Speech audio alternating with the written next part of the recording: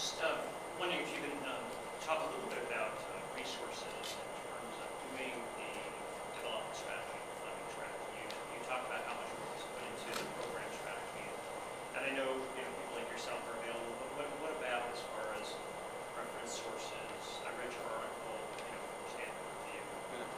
Where are some of the good places to go to get some of that information? On how to build successful development. On how, yeah. So to take your article and to continue on down that path. I mean, there are people who are far more versed than I at the specific skills of different kinds of development departments. And I guess I would say two things about it. One is that as a general principle that I think is just worth applying anywhere, is just simply finding a relatively similar organization that's more successful, 3 times the size, 4 times the size, and seeing what they do can be informative of whatever type you are. But then the second, so I don't know the particulars. There's obviously associations. One of the biggest national conferences, the Association of Fundraising Professionals. But another, I think, frame to just keep in mind is that in some sense there isn't such a thing as a development person. I've thought at times of writing an article, there's no such thing as a chief development officer, because in some sense different types of funders require different skills. So what it takes to maintain the relationships with a handful of wealthy individuals is very different than writing grant proposals to foundations, is very different than securing local government funding, different than applying for the federal, What Works Fund. And so in some sense, we see huge failure rates of chief development officers in nonprofits, and we have some studies around that, because they're viewed in some sense as a magic bullet, right? You don't know where the next dollar is going to come from. You hire a professional. You don't know where, anyhow. And so I think the biggest choice the board and CEO need to make, which the person you hire can't make, is what of these sources are we going to prioritize, which then leads you to different skills. And most of the chief development officers in the nonprofit sector come from the places where the most money is raised. So universities, hospitals, private schools. And they have a lens that's the lens of the skill sets used for that type of donor solicitation, which makes sense for some nonprofits and doesn't make sense for most of the other nonprofits. So again, I guess the first is I think that is the lens the CEO and board need to make. Most of the resources out there are about succeeding once you've made that choice, and succeeding on the tactics. And the only resource I would add, you mentioned earlier, is the Nonprofit Finance Fund. Yeah.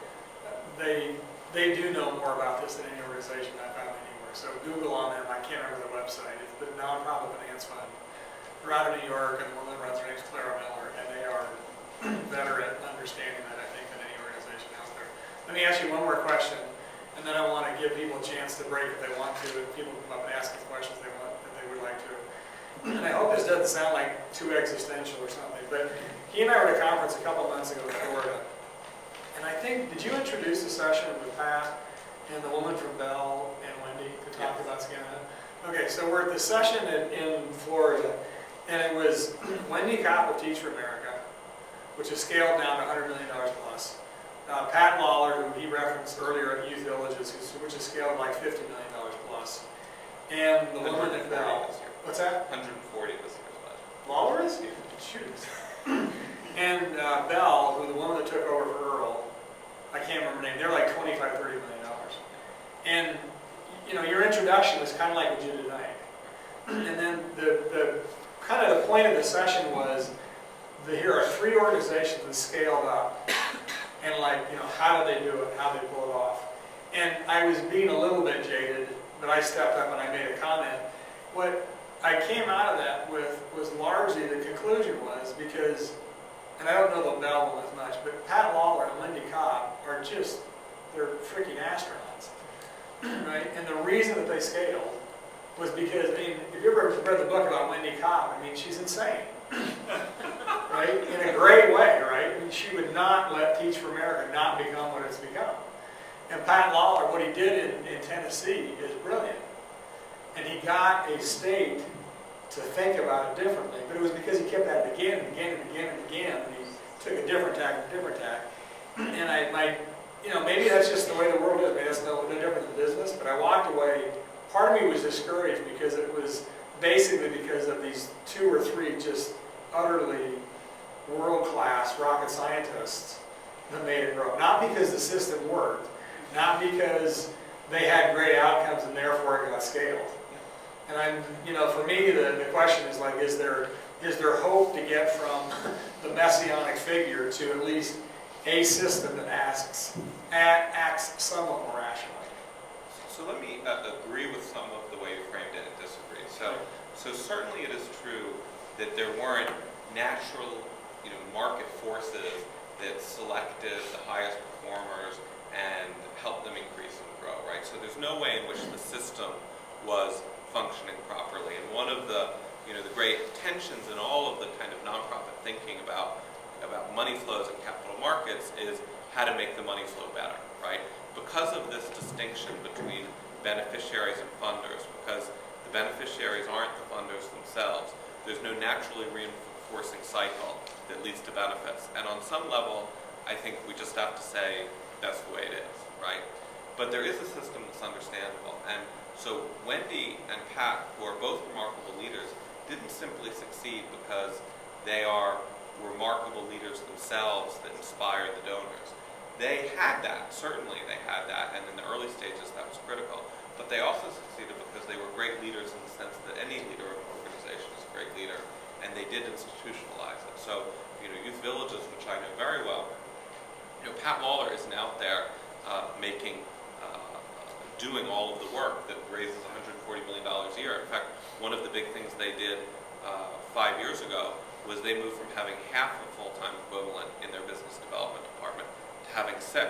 And it felt like this huge splurge of money that could have gone to the kids. And now, instead of being in one state with footholds in a couple, they're in 4 states in a major way. And does Pat go in to meet with the governor? They're in 10, but in a major way they're in 4. Does Pat go in and meet with the head of the Child Welfare Department or the governor at the critical meeting?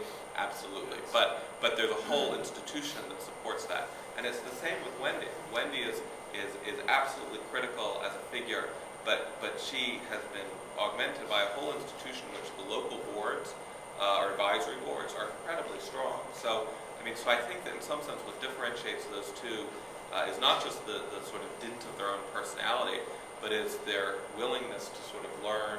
And both of them, they have made that transition, and both of them have a learning orientation and have made failures and restarts. And I think that there are a lot more people that are as charismatic and inspiring. I think that the frequency in the nonprofit world of having individuals that are that charismatic and inspiring is actually not that low, that it's relatively high. But the frequency of having ones that can combine both that charisma and the sort of organization building focus is rare. So we could talk to this guy till midnight. So join me in thanking him.